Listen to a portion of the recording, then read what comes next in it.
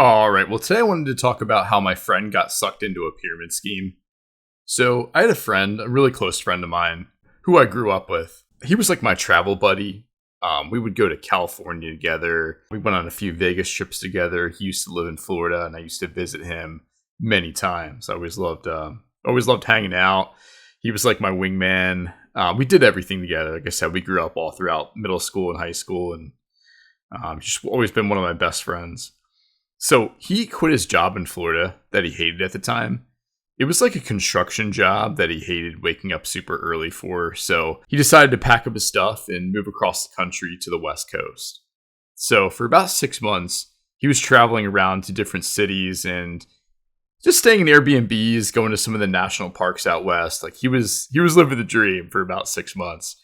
And he actually ended up in Arizona, and we were catching up on the phone back then, a few years back, and he had told me that he met this couple at a bar. And when he said this, I was thinking in my head, I'm like, oh shit, like where's this going? Like my friend's like a pretty tall, pretty good looking guy, pretty outgoing, pretty social. So in my head I was thinking like, oh man, is he getting into like the swing scene? Like is that a big thing out in Arizona? I don't know. I just wasn't sure. I was just kind of thinking that in my head when he said this. He then said that they hit it off, and they talked about a lot of stuff, and they exchanged information, and they were going to hop on like a Zoom call to talk about like e-commerce. And immediately like red flags are going off in my head, and I feel like I'm a fairly skeptical person who like overanalyzes a lot. But my friend is someone who's, like I said, very extroverted, like really great guy, but he's someone that's not as skeptical with people in general. And I guess they convinced him on this Zoom call to join this company, to be, I guess, as they call it, like a independent business owner. And essentially he pays an upfront cost to join this company, and then he has to pay money each month for the products he needs to sell and the people he needs to recruit to buy those products. I ended up talking to him a few weeks later, and he seemed like super excited about this new opportunity that he's in now. And I asked him what the name of the company was, and he told me. And then I did a lot of research online after we get off the call, because at the end of the day, like I want to make sure like my friend's not getting like duped. He's not getting scammed. On these like MLM's website, basically multi-level marketing company, there's like an income disclosure form that shows like what percentage of people make certain incomes. And I was reading the form for the company that he had just joined. The MLM he just joined, and it was like 90% of people make less than minimum wage, and only like a very, very small percentage of people like end up like making the big bucks, like millions. So pretty much like 95% of people don't even make like a livable wage. Like for these MLM companies, like you're better off working at like McDonald's than succeeding with them. And I also researched the company on YouTube.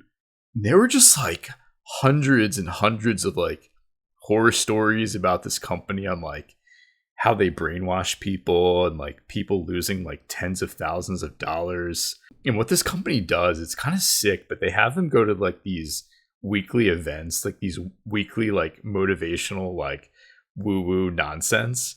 And they also have to pay to go to these like quarterly and yearly conferences for the MLM. Yeah, I basically told him the research I had done, and I did it in a really nice way, because I feel like I try to be a nice person, but I try to like protect my friends and like give them my perspective on whatever the topic is. And looking back, I wish I was a little bit more, I don't want to say harsh, I wish I would have been a little more like direct in telling him like, yo, this is like not going to work out for you. This is a scam. Like you're being taken advantage of.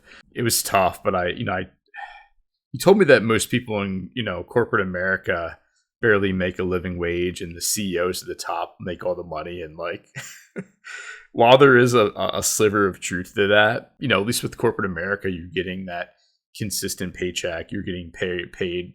Not to say you're getting paid, but you're not getting paid a fair wage, but you're getting paid for the work that you're doing, and you don't have to like recruit people to work for your company in corporate America. Like you do your work and then you go home. And he also said that, the people who made those YouTube videos about like being scammed by the company, being taken advantage of, just didn't work hard enough. And it sucks because like this couple really like changed him. Like they did a number on him, and he's still a very nice guy, and we remained like really good friends. I consider him one of my best friends, but they like changed his whole mindset to be like so focused on this like scheme, so to say. And one of the things that was kind of interesting is like as an exercise, I guess his like upline had him talk to random people in like gyms and grocery stores and like gas stations and try to get their like contact information to try to sell them on this business. Like, do you imagine that you're like walking up to like random people in like the mall and like trying to like recruit them into some scheme? Or like you're in the gas station, like you're waiting to like check out, and then you're just like tapping the person in front of you on the shoulder and trying to recruit them into an MLM. Like that's got to be brutal, to be honest. Like I'm all for like being social and like, you know, talking to people when you're out and about, like, or you're in line, you shake up a conversation, but for the sole purpose of like trying to get their contact information to get them into an MLM, like I kind of feel bad. It sucks. They also had him go to like weekly meetings where I guess the leader in that area would like spout off like motivational like woo-woo nonsense to keep them going, but he had told me that they would also like yell at them if they weren't bringing in like new recruits each week, because like the way it works is like, you know, they buy into the MLM, they have to spend, you know, $150 or $200 a month for the products, and then they have to recruit 3 people, and those people have to recruit 3 people, and those people have to recruit 3 people. And then like after a certain amount of levels, like the whole population of like the world has been like eliminated. It's just like, it's a business model that just doesn't work. Like it's just such a exploitative like business model, and it really sucks to see like a good friend really get sucked into that. And like every quarter they have like a conference where they get keynote motivational speakers to just like David Goggins or like someone like that. I don't know if David Goggins does those, but they get these motivational speakers like Tony Robbins or something like that, pay them a bunch of money, and they basically like spout off like motivational quotes, and like they're playing really loud music, and they get people on their feet to clap and shout out, you know, like recite things and stuff like that. It's pretty comical, and it's just MLMs are just a really unethical business practice. I guess they're not like technically a pyramid scheme, but I do think they're very unethical. But in some ways, I think it's genius because, you know, when they have these like quarterly conferences, let's just say people who are in the MLM are thinking about quitting. Well, every 3 months, there's like this quarterly conference where, you know, the leaders of the scheme, you know, get them all jazzed up. There's loud music, the endorphins, the dopamines it means hitting. Like it's a genius business model, but it doesn't work. It just doesn't work. He also told me that one of the most brutal parts about it is that he would room with like 5 people for these conferences, because like they would make you pay to be in the MLM. So like these conferences weren't cheap. So they would like get 5 people for in one hotel room, and they would all be like sleeping on air mattresses.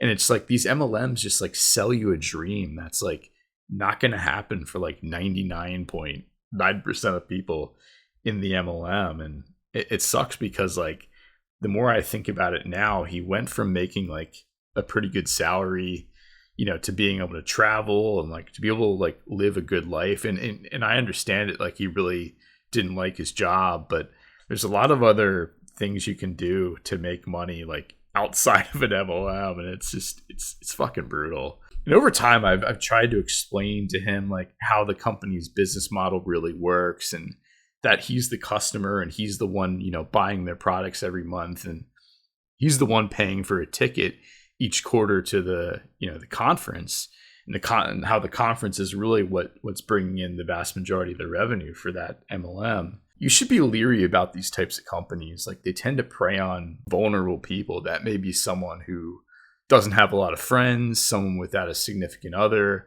or someone who's moved to a new city. And like my friend was the latter, obviously. He just moved to a new city on the West Coast. And these people prey on these types of people and almost like love bomb them into joining. And then they suck you into that like way of thinking. And he's been in the company for over 3.5 years, and it's tough, but he does DoorDash, or he did DoorDash for like 6 days a week for a really long time, and just tries to do the MLM on the side. And he's a really smart guy. Like he's really, funny, like outgoing, charismatic guy. And I think he'd be successful in a lot of different, realms. He just happened to get sucked into this cult, like pyramid scheme. Like I said, we've still stayed best friends. We talk on the phone every month or so. And I've tried to be a listening ear if he ever needs to, talk.